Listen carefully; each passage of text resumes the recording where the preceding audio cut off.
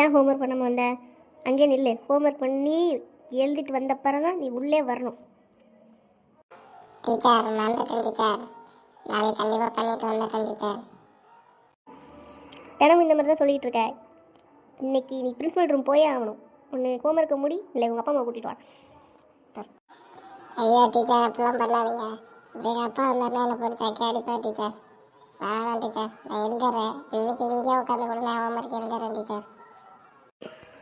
உன் கூட இதே ரோதனையாக இருக்குது தினமும். உன்னால் இன்னைக்கு 1 மணி நேரம் கிளாஸே வேஸ்ட்டு. இன்னைக்கு பிரின்ஸிபல் ரூம் கண்டிப்பாக நீ போகணும், இல்லைன்னா பெரம்பு வெளுத்து விடுவேன் வெளுத்து. இது ஒரு கிளாஸு, இது ஒரு டீச்சரு. வெறும் ஒரு மணி நேரம் வேஸ்ட் ஆச்சுன்னு வேறு சொல்லுது. இதெல்லாம் தலையெழுத்து. இதுக்கிட்ட வந்து மாட்டிட்டு சாகணும்னு.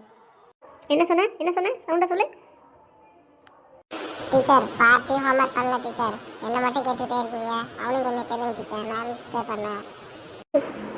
நான் என்ன பண்ணணும்? நீ எதுக்கு இங்கே நிற்கிற? ஹோம்ஒர்க் பண்ணலன்னா உன்னை இங்கே நிற்க வச்சிருக்கிறேன். கூப்பிடு, அவனை 2 பேரையும் கூப்பிடு. ஏமாற்றி நிற்கிறவங்கள கிளாஸில். வீடு வாங்கடா, வெளியில் வாங்கடா எல்லாரும். டேய் நீ ஏன்டா இதில் மாட்டி விட்டேன்? டேய் நான் செவன் தான்டா இருந்தோம். அதுக்கேன்டா இதில் மாட்டி விட்றேன் சனியனை? டேய் எல்லா பீரியடும் தனியாக எனக்கு கடுப்பாக இருக்குடா. அதனால தானே நான் வந்து சேர்த்து மாட்டி விட்டேன். நீ கொஞ்சம் நேரம் என் கூட இல்லைங்க.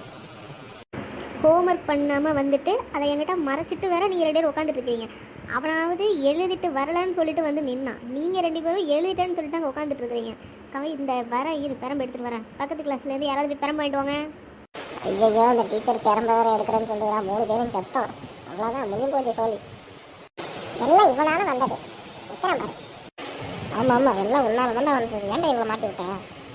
இல்லாடா புதுசாக வர நம்ம அடி வாங்குறோம்.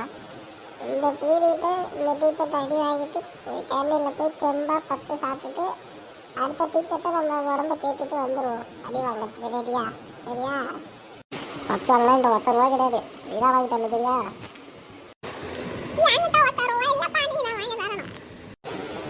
ஆமாம் இல்லைன்னா மட்டும் எடுத்துகிட்டு வரீங்க. டெய்லி வாயை மட்டும் தானே தூக்கிட்டு வரீங்க.